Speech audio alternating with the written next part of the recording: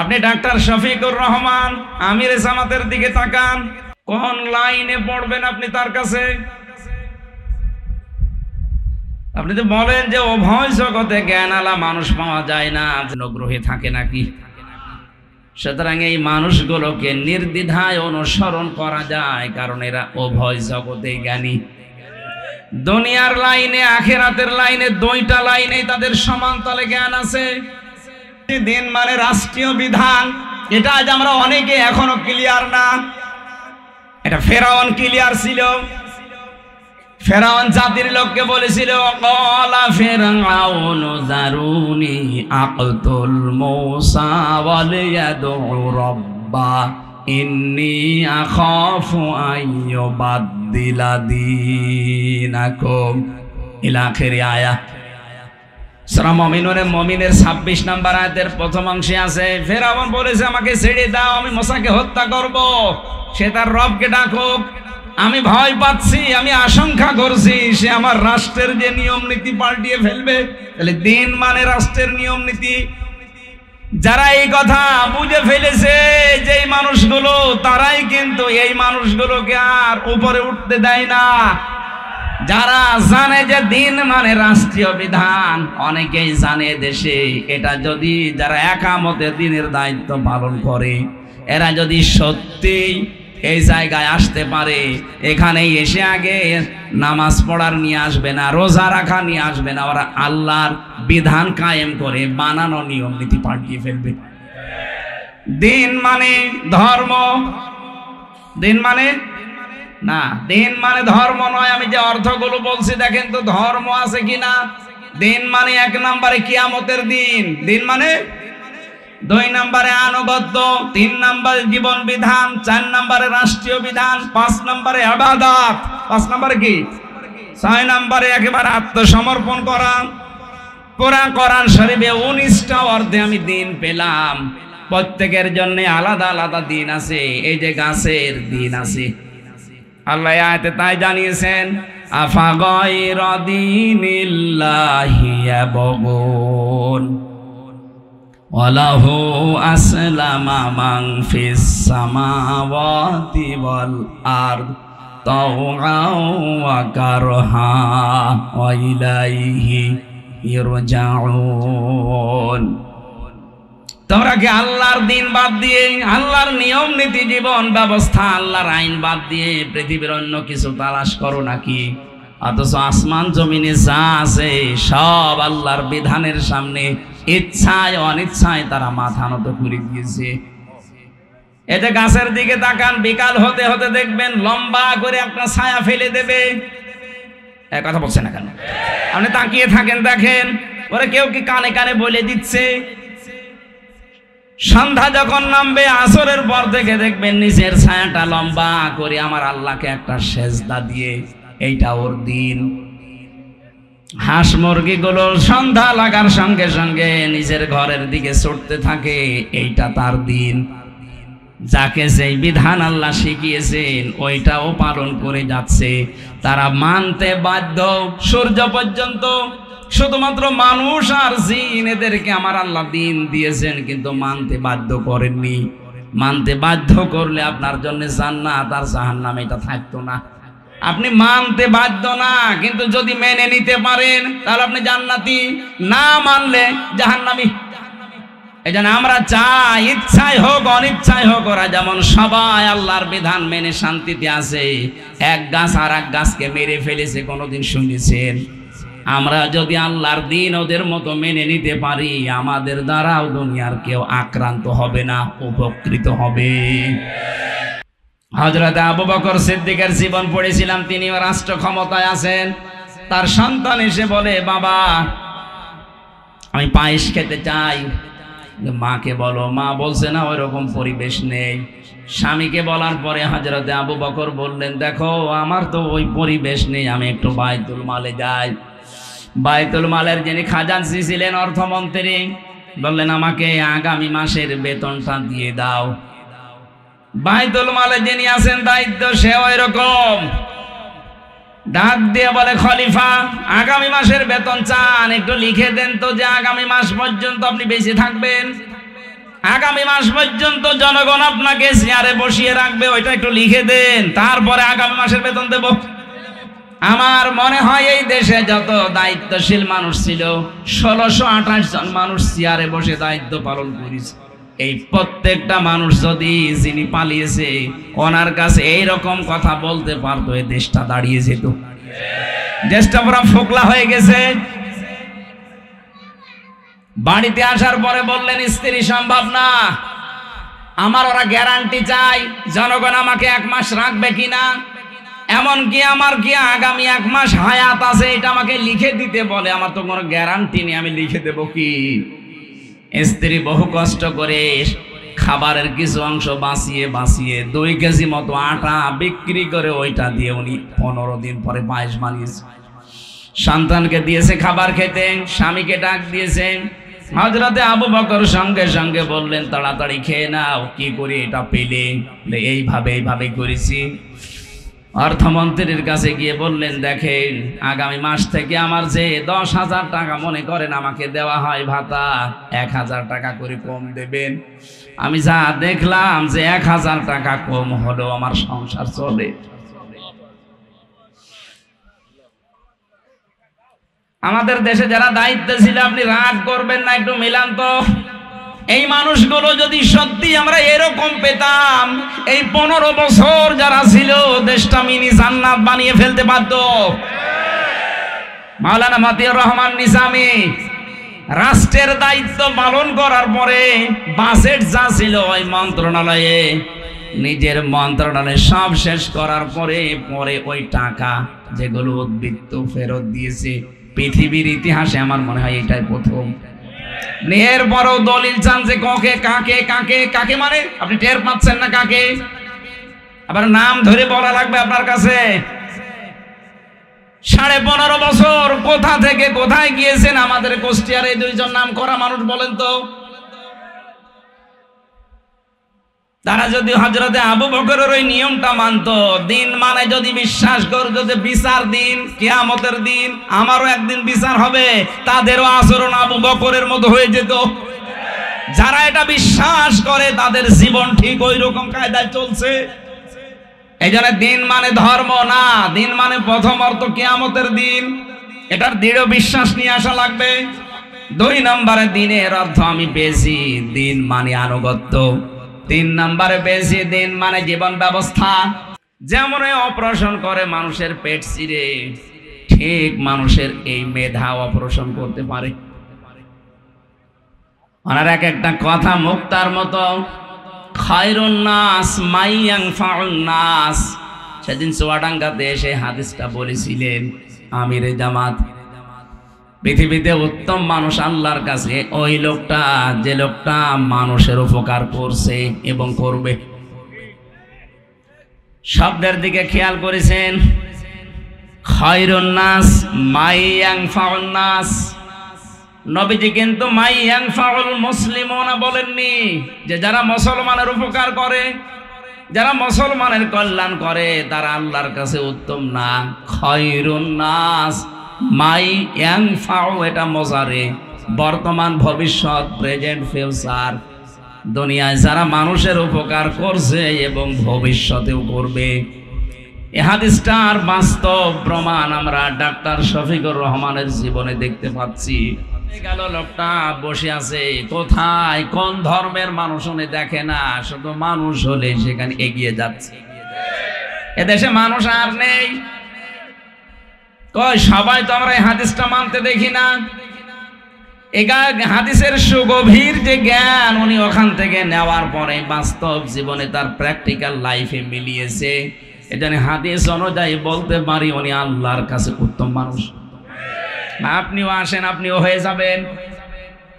আপনার দ্বারা হয়তো নিজের আত্মীয় স্বজন, নিজের দলীয় লোক, নিজের জাতির লোক হয়তো উপকার পায়, কল্যাণ হয় তাদের। সামগ্রিক ভাগে মানুষ মতবাচ্চা যারা বিবেচিত, সবার কাছে এগিয়ে যাওয়ার মতো মন তৈরি করা অনেক কঠিন। এটার জন্য জ্ঞান লাগে, শক্তি লাগে। 64 বছর বয়স মুরব্বী মানুষ এখনো বলছে আমি যুবক। আপনি দেখেছেন তার কাজ করবে। এজন্য আমাদের নেতা যারা হবে সামনে, সে যে দল করুক না কেন, নেতা হতে হলে তার জ্ঞান লাগবে দুনিয়া এবং আখিরাতের, এবং তার শক্তি লাগবে। কথা বলছে না কেন? 2 নম্বরে কেউ যদি নেতা হতে চায়, সে জালেম হলে সে নেতৃত্ব দিতে পারবে না। এইটা আমি বানালাম। সূরা বাকারা 1 নম্বর পারা 18 নম্বর পৃষ্ঠার 5 নম্বর লাইনের 124 নম্বর আয়াতে আছে, وَإِذِ ابْتَلَى إِبْرَاهِيمَ رَبُّهُ بِكَلِمَاتٍ فَأَتَمَّهُنَّ। আল্লাহ পাক বলেন, আমি ইব্রাহিমকে বহু কালেমার দ্বারা পরীক্ষা করেছিলাম। যত বিষয়ে দুনিয়া পরীক্ষা নিয়েছি, প্রতিটা পরীক্ষায় তিনি উত্তীর্ণ হয়েছেন। ইব্রাহিম আলাইহিস সালাম কে জানো? জাতির পিতা। কে? এটা বলতে কি ভয় আছে আমাদের? না, কারণ আল্লাহ বানিয়ে দিয়েছেন তাকে। মিল্লাতা বিকুম ইব্রাহিমা হুয়া সাম্মাকুমুল মুসলিমিন।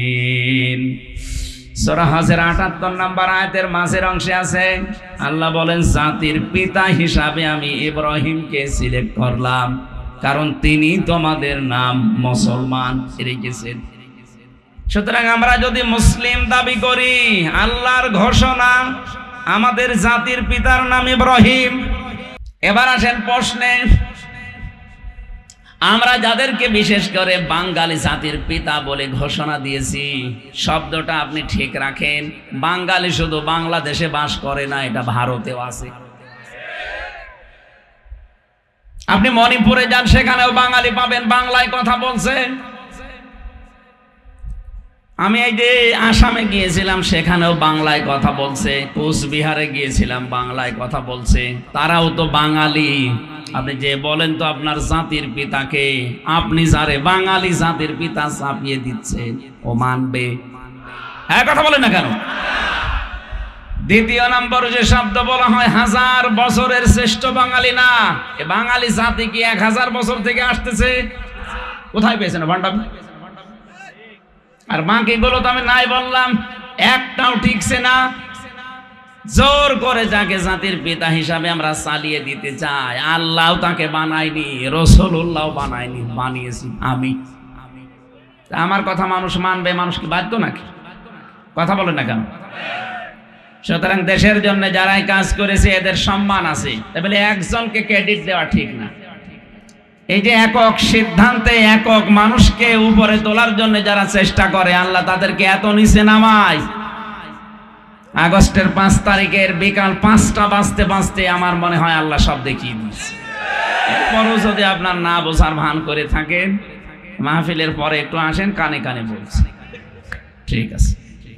তাহলে বুঝলাম, হযরত ইব্রাহিম আলাইহিস সালামকে আল্লাহ 50টা পরীক্ষা করেছিলেন। আয়াতের তাফসিরে আছে, প্রতিটি পরীক্ষায় তিনি পাস।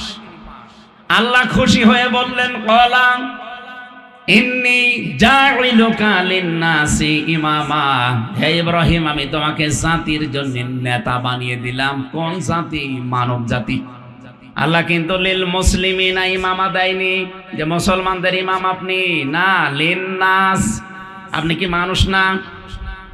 আল্লাহকে বিশ্বাস করিয়ে কথা বলেন, রাসূলুল্লাহকে বিশ্বাস করিয়ে কথা বলেন, অথচ বিশ্ব নবী মুহাম্মদ রাসূলুল্লাহর উপরে যে কোরআন আল্লাহ নাজিল করলেন, সেখানে আল্লাহ জানিয়েছেন ইব্রাহিমকে আমি মানব জাতির নেতা বানিয়েছি।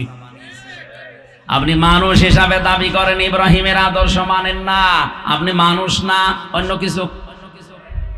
হযরত ইব্রাহিম সঙ্গে সঙ্গে বলেছিলেন, ক্বালা ওয়া মিন যুররিয়াতি। আল্লাহ নেতা হওয়ার যোগ্যতা, নেতৃত্ব দিতে পারা, এটা কি শুধু আমি পেলাম নাকি আমার বংশধর, আমার যারা সন্তানাদি আসবে দুনিয়ায়, তারাও নেতা হতে পারবে? আল্লাহ সাফ জবাব দিয়েছেন, ক্বালা লা ইয়ানালু আহদিজ যালিমিন। এই তো ভালো করে শুনুন, ইয়ানালু এটা মোজারে, বর্তমান, ভবিষ্যৎ, প্রেজেন্ট, ফিউচার।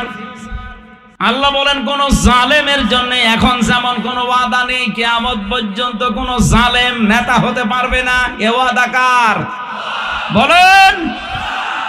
15.5 বছরে দেখেছি, এই সারা দেশের কথা বাদ দিলাম, বাংলাদেশের দিকে তাকান, এই জেলার দিকে তাকান, যে যত বড় জুলুম করেছে সে তত বড় নেতা। আল্লাহ বলেন জালেমের জন্য নেতা হওয়াই জায়েজ নেই। আল্লাহর ঘোষণা মানে না, এজন্য আল্লাহ নিজে তাদেরকে এমন ভাবে ধরেছে দুপুরের খাবার খাওয়ার সময় দেয়নি। তাহলে ফতোয়া বের হয়েছে এটা যে জালেম নেতা হতে পারবে না, ওদের জন্য নেতৃত্ব দেওয়া অবৈধ। তাহলে আজকে থেকে সামনে যারা আসবে, কেউ যদি জালেম বলে প্রমাণ হয়, তার নেতৃত্ব মানা। আরো জোরে বলেন।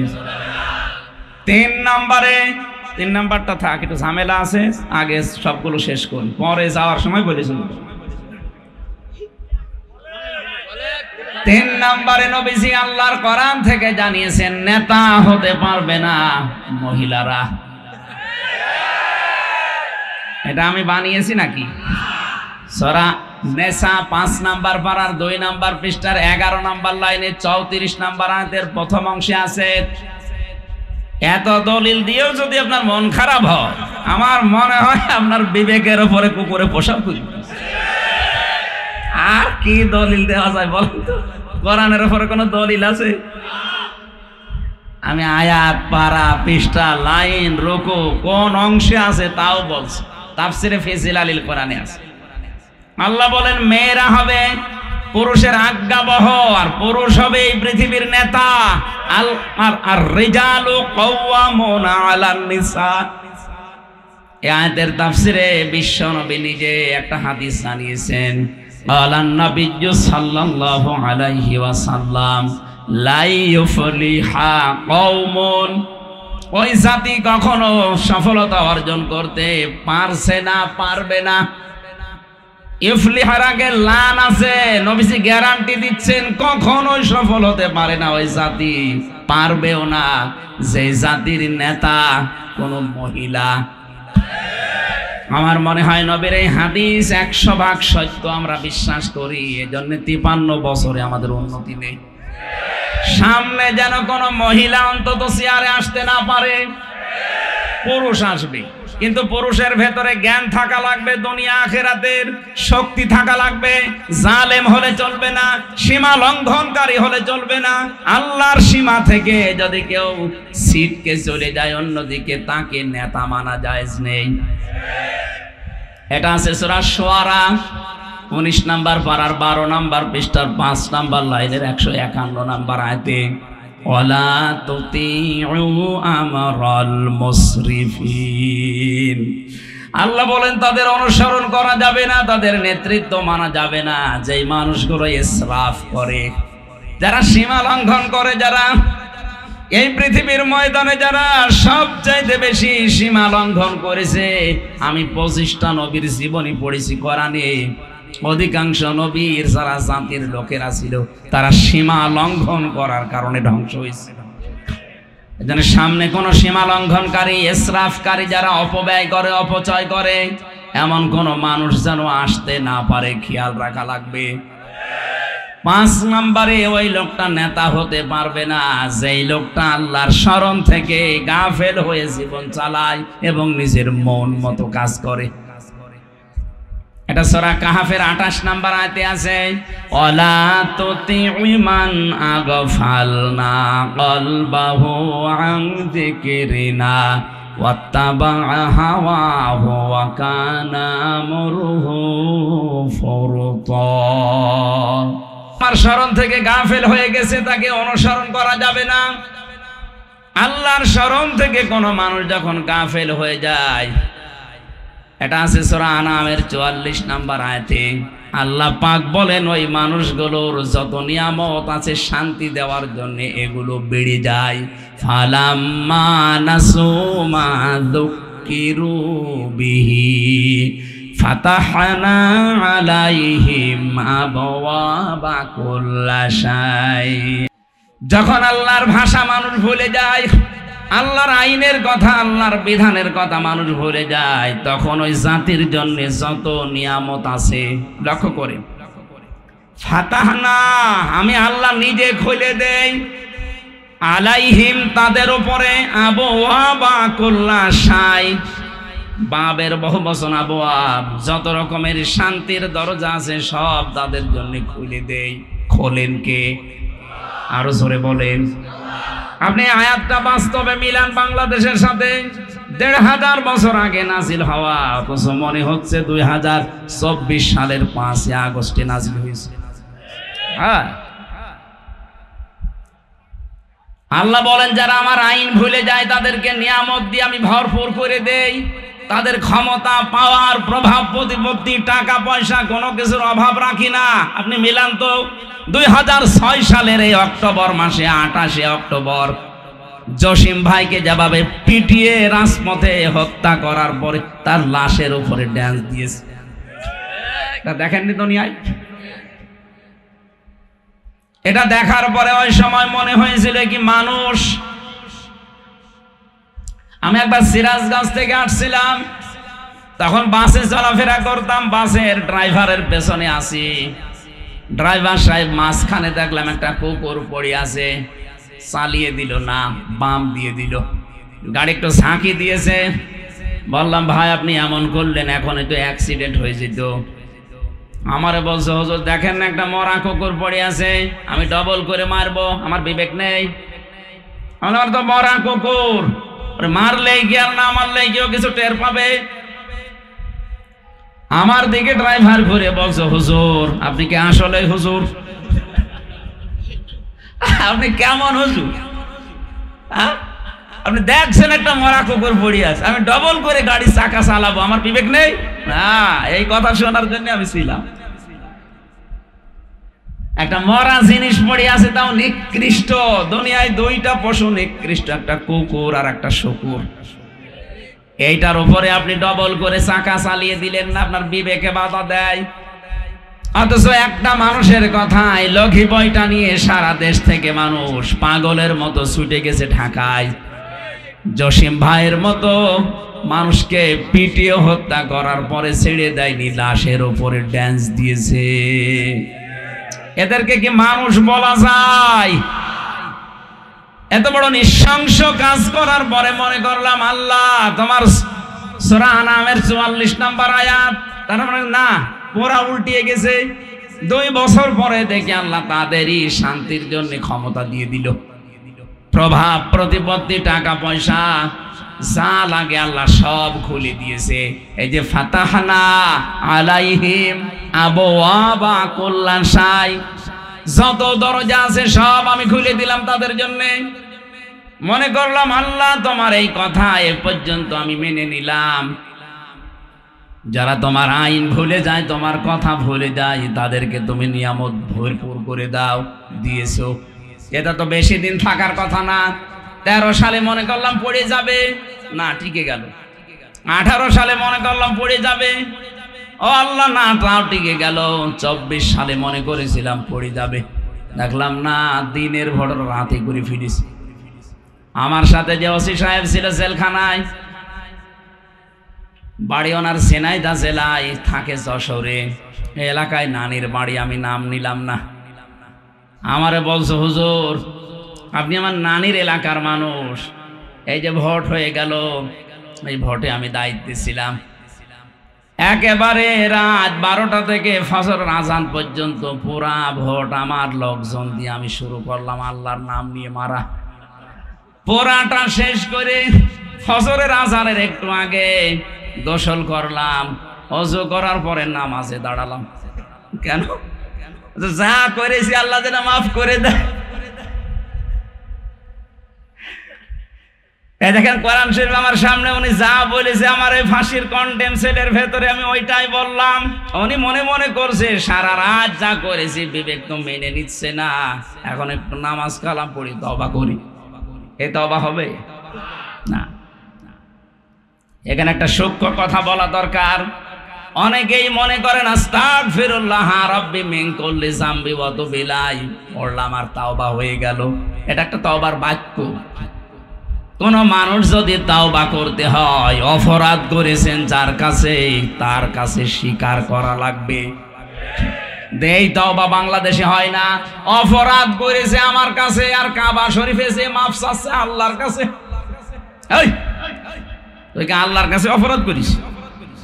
তুই দোষ করলি, আমার 3 বছর জেল খাটালি বিনা কারণে, আর কাবা শরীফ ধরে তওবা করলে হবে? মাফ চাওয়া লাগবে আগে আমার কাছে, আমার স্ত্রীর কাছে, আমার মা বাবার কাছে, আমার ওই 2টা সন্তানের কাছে। কারণ সব চাইতে বেশি কষ্ট পেয়েছে তারা। কথা বলে না কেন? এই যে বাস্তবতা আমরা বুঝছি না। মাফ চাই একজনের কাছে, অথচ অপরাধ করেছি আর একজনের কাছে না, আপনার মাফ হবে না। আপনি যত আস্তাগফিরুল্লাহ পড়েন, উনি সারা রাত মানুষের অধিকার গুলো নষ্ট করে এখন ওযু করে গোসল করে নামাজ পড়ছে। ওর নামাজ কিয়ামত পর্যন্ত পড়লেও কবুল হবে না। 24 সাল পর্যন্ত মনে করলাম আল্লাহ তোমার কোরআনের আয়াতের এই তো শেষ হয়নি। সূরা আনআম 44 নম্বর আয়াত পরের অংশেই তুমি জানিয়েছো যেটা কই ওটা তো দেখি না, ওটা দেখতে কি কিয়ামত হয়ে যাবে নাকি? অথচ দেখতে পেলাম হাত্তা ইযা ফারিহু বিমা উতু। এই হাত্তা ইযা ফারিহু বিমা উতু, আমি তাদেরকে যা দান করেছিলাম, এই ক্ষমতা, এই শান্তি, এই প্রভাব প্রতিপত্তি, এই টাকা পয়সা, এগুলো পাওয়ার পরে যারা আনন্দে আত্মহারা হয়ে মেতেছিল, আখাযনাহুম বাগতাতান, হঠাৎ করে আমি আল্লাহ নিজে তাদেরকে ধরলাম। আপনি মেলান তো, এই 15.5 বছর পরে আমার আল্লাহ নিজে তাদেরকে ধরেছেন। এটা শুধু ছাত্র জনতার কাজ না, আখজ না, আমি আল্লাহ ধরেছি। হুম, তাদেরকে বাগতাতান, হঠাৎ করে। এই যে হঠাৎ করে ধরার পরে কি হয়েছে? ফাইদা হুম মুবলিসুন, তারা হতাশ হয়ে পড়েছে, তারা নিরাশ হয়ে গেল তাদের জীবনের উপরেও। আপনি তাকান, এরা যে নিরাশ, এর বাস্তব প্রমাণ এই দরবেশ নিজের জীবন বাঁচাতে দাড়ি পর্যন্ত কেটে ফেলেছে। মোবিলিসন মিলে যাচ্ছে না, এটার বাস্তব প্রমাণ এই কালামানিক নিজের জীবন বাঁচাতে কলা পাতায় পর্যন্ত শুয়েছিল, ওর বিসিও উড়ে গেছে। এখন সংসার আর মনে হয় ওরা হবে না, বিসি না থাকলে সংসার হবে? আমি যে 5টা কথা বলছিলাম একটা একটা করে, আল্লাহ রাব্বুল আলামিন বলেন এই পৃথিবীর ময়দানে যারা আল্লাহর শরণ থেকে গাফেল হয়ে যায়, যারা নিজের মন মতো কাজ করে, যারা সীমা লঙ্ঘন করে, এরা নেতৃত্ব দেওয়ার গুণাবলী হারিয়ে ফেলেছে। সুতরাং আগামীতে এই দেশে কোন জালেম, কোন সীমা লঙ্ঘনকারী, কোন মহিলা, যে 5টা গুণ বলছিলাম, আল্লাহর শরণ থেকে যারা গাফেল, যারা মন যা চায় তাই করে, এইরকম মানুষ যেন এদেশের নেতৃত্বে আসতে না পারে। হ্যাঁ, কথা বলে না কেন? এ নিষেধ কার? নাকি আমি নিজে নিজে নিষেধ করছি?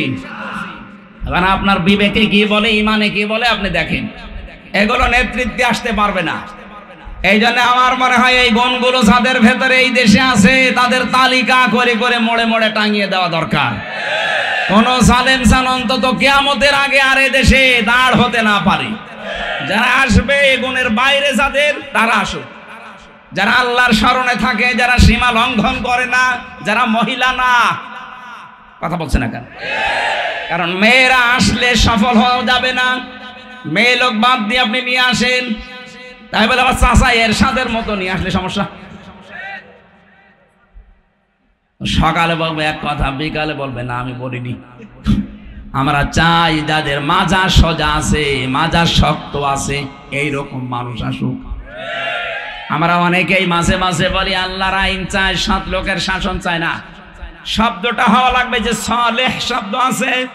সালেহ শব্দের শাব্দিক অর্থ হচ্ছে শুধু সৎ, শুধু নেক না, যোগ্য। সুতরাং আল্লাহর আইন তো অবশ্যই লাগবে। এই সমাজ যদি পরিবর্তন করা লাগে, 2 নম্বরে যোগ্য এবং সৎ মানুষ লাগবে। এদেশে অনেক সৎ মানুষ কাজ করেছে কিন্তু যোগ্য না, এই জন্য ওই লাইনটাই নষ্ট হয়ে গেছে। আমরা চাই সামনে সৎ হবে একদিকে, 2 নম্বরে যোগ্যতা সম্পন্ন হবে। আর এটা তৈরি করার জন্য একটা ফর্মুলা আছে এই দেশে, ইসলামী ছাত্র শিবির আর জামাতি ইসলামী বাংলাদেশ। আপনি ভুল প্রমাণ করেন, আমি আপনাকে একেবারে মিলিয়ে দিচ্ছি, যোগ্যতা সম্পন্ন বানিয়ে তুলবে আপনাকে। আমার মনে হয় ছোটবেলা থেকে কেউ যদি শুরু করেন, আপনার বিশ্ববিদ্যালয়ে অনার্স মাস্টার্সে 6 বছর লাগে, 6টা বছর আপনি এই সংগঠনে কাজ করেন, আপনি মনে হবে যে বিশ্ববিদ্যালয়ে পাশ করে আসেন। জীবন পাল্টিয়ে যাবে পুরা, আপনি কন্ট্রোল হয়ে যাবেন নিজের প্রতি। গোপন যে অপরাধগুলো আছে আপনার বিবেকের তাড়নায় আপনি ছেড়ে দেবেন। শপথ নেওয়ার আগ পর্যন্ত আমার অনেক কিছু উল্টা পাল্টা আমি দেখেছি, এরপরে আমার নিজের জীবন আমারে কন্ট্রোল করে দিয়েছে। আমি চাই আপনিও আসেন, আপনাকে বিশ্ববিদ্যালয়ে পড়িয়ে নিয়ে আসব,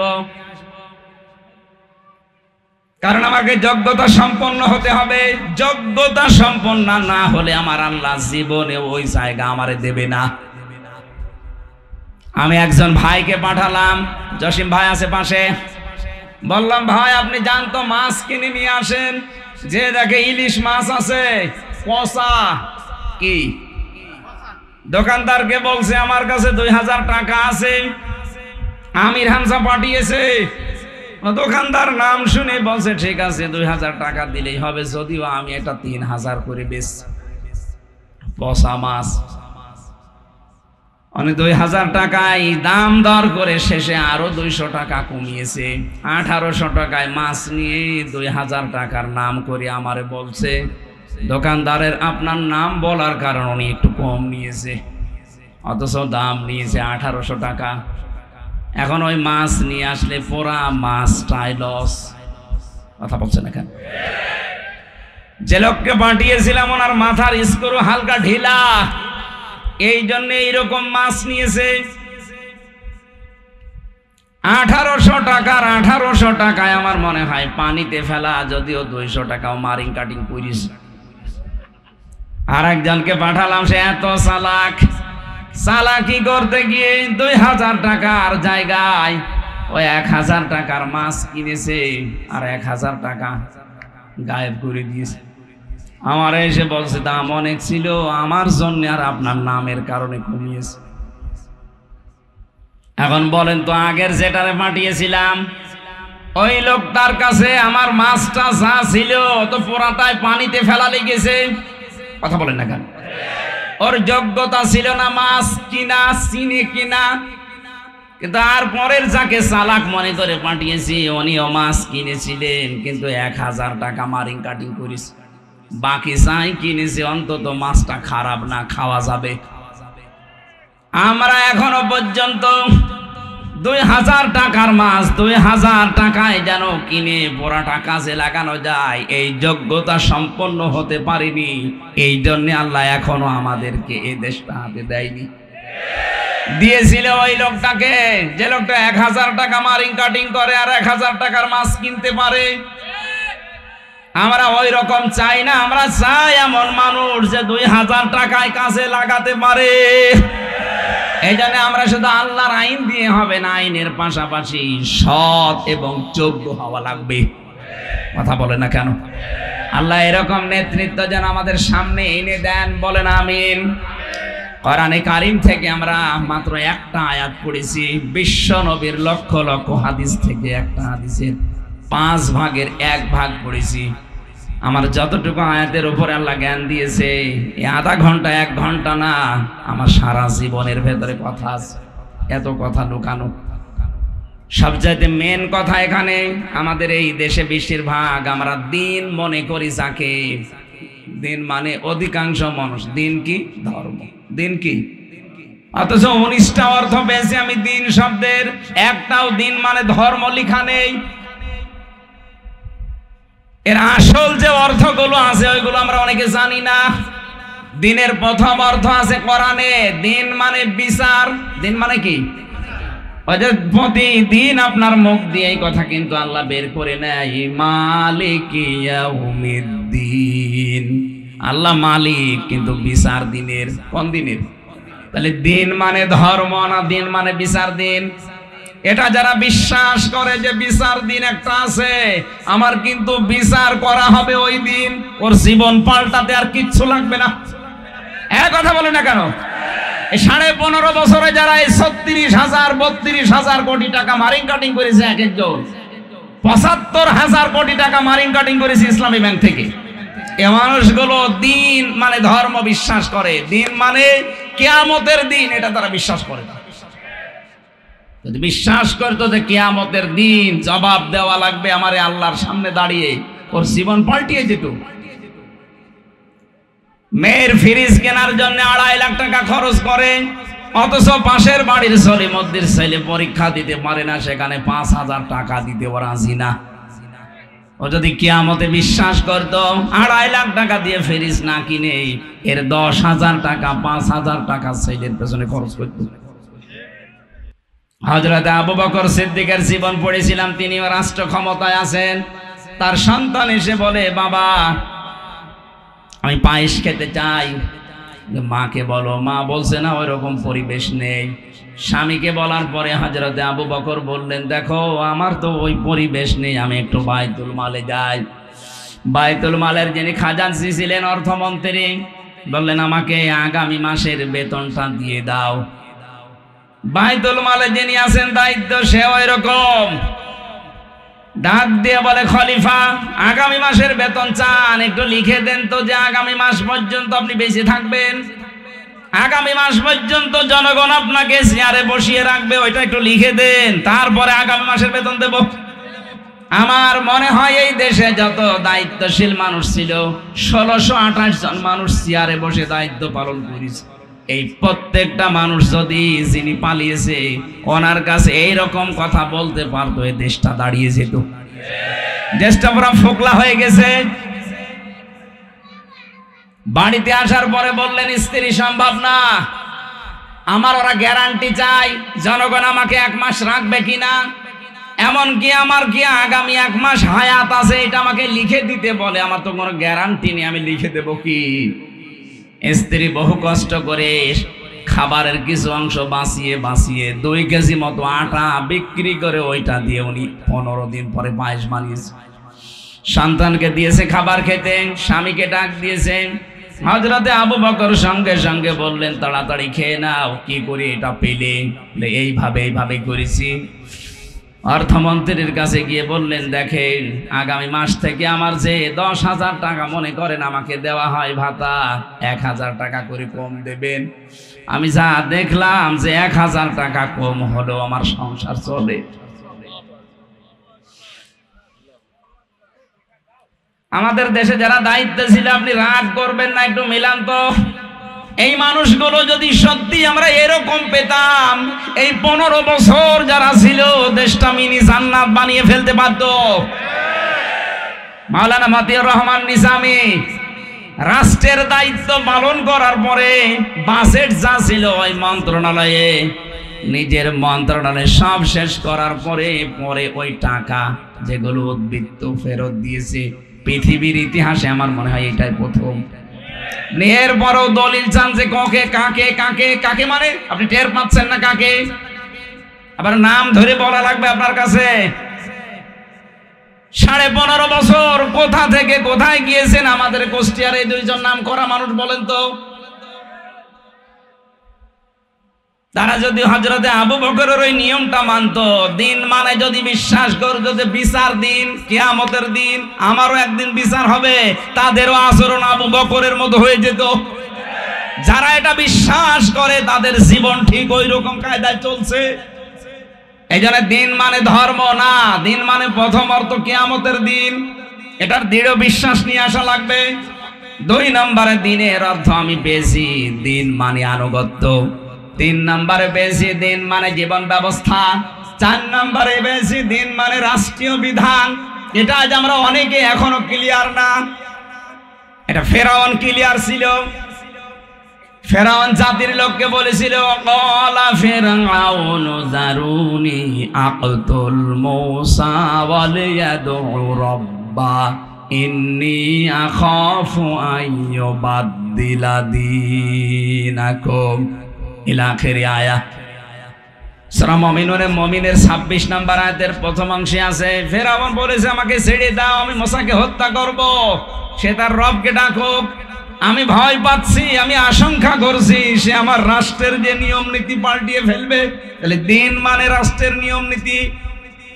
যারা এই কথা বুঝে ফেলেছে যেই মানুষগুলো, তারাই কিন্তু এই মানুষগুলোকে আর উপরে উঠতে দেয় না। যারা জানে যে দিন মানে রাষ্ট্রীয় বিধান, অনেকেই জানে দেশে এটা যদি যারা একামতে দিনের দায়িত্ব পালন করে, এরা যদি সত্যি এই জায়গায় আসতে পারে, এখানে এসে আগে নামাজ পড়ার নিয়ে আসবে না, রোজা রাখা নিয়ে আসবে না, ওরা আল্লাহর বিধান কায়েম করে বানানো নিয়ম নীতি পাল্টিয়ে ফেলবে। দিন মানে ধর্ম, দিন মানে না, দিন মানে ধর্ম নয়। আমি যে অর্থগুলো বলছি দেখেন তো ধর্ম আছে কিনা। দিন মানে 1 নম্বরে কিয়ামতের দিন, দিন মানে 2 নম্বরে আনুগত্য, 3 নম্বরে জীবন বিধান, 4 নম্বরে রাষ্ট্রীয় বিধান, 5 নম্বরে ইবাদত, 5 নম্বরে কি, 6 নম্বরে একেবারে আত্মসমর্পণ করা। পুরা কোরআন শরীফে 19টা অর্থে আমি দিন পেলাম। প্রত্যেকের জন্য আলাদা আলাদা দিন আছে। এই যে গাছের দিন আছে, আল্লাহ আয়াতে তাই জানিয়েছেন, আফা গায়রা দীনিল্লাহি ইয়াবগুন ওয়ালাহু আসলামা মান ফিস সামাওয়াতি ওয়াল আরদ তাওআন ওয়া কারহা ওয়া ইলাইহি ইরজাউন। তোমরা কি আল্লাহর দিন বাদ দিয়ে, আল্লাহর নিয়ম নীতি জীবন ব্যবস্থা, আল্লাহর আইন বাদ দিয়ে পৃথিবীর অন্য কিছু তালাশ করো নাকি? অথচ আসমান জমিনে যা আছে সব আল্লাহর বিধানের সামনে ইচ্ছায় অনিচ্ছায় তারা মাথা নত করে দিয়েছে। এতে গাছের দিকে তাকান, বিকাল হতে হতে দেখবেন লম্বা করে একটা ছায়া ফেলে দেবে। এক কথা বলছে না কেন? আপনি তাকিয়ে থাকেন, দেখেন ওরা কেউ কি কানে কানে বলে দিচ্ছে।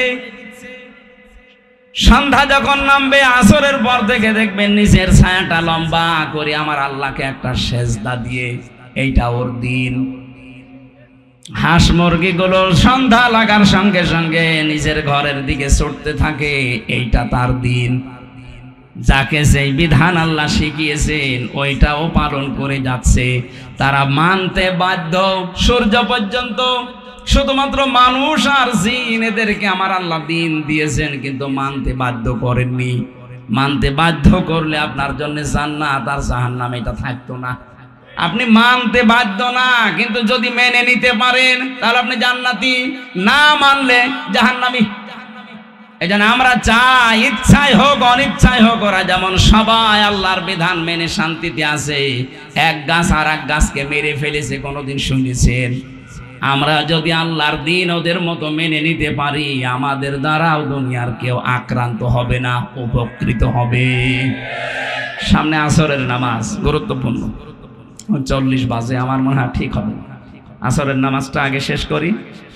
আর আপনারা বললাম যে আরো আগে তুলি, অথবা আসরের নামাজ পড়ে যদি তুলতেন তাও মাগরিব পর্যন্ত 1 ঘন্টা 15 মিনিট সময় থাকতো। এই সময়টা আসলে গরমে এভাবে হয় না। আগামীতে কোনো জায়গায় নিয়ে আসলে দিনের বেলায় তাহলে আসর থেকে মাগরিব এই সময় দেবেন, আর রাতে দিলে এশার পরে দেবেন। আমার কয়েকটা অনুষ্ঠান এখনো সামনে আছে, ওই সময় ইনশাল্লাহ কথা বলবো। আল্লাহুম্মা আমিন।